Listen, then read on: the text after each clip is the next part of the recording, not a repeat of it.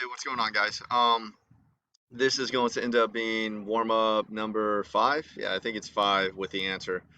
This is super short, super easy one.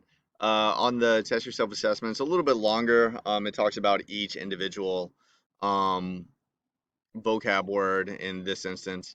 I'm just going to run through really quick. So you have three things down here: distributive, associative, and commutative properties.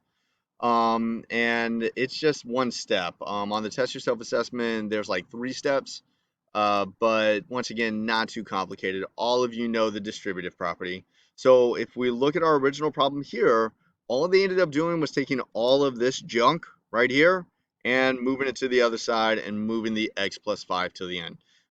If you ever switch something like that, it's the commutative property. It doesn't matter.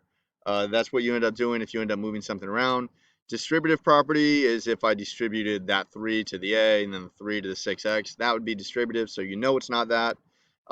Associative pretty much means if you're multiplying 4 times 5, that would give you 20, or if it's 5 times 4, it will still give you 20. That's all that is, and it says the associative property of multiplication. So this one's super easy, commutative property of addition.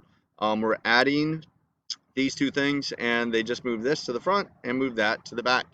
That is the commutative property of addition. Super easy. Hopefully you guys got this one right. I'll talk to you guys later.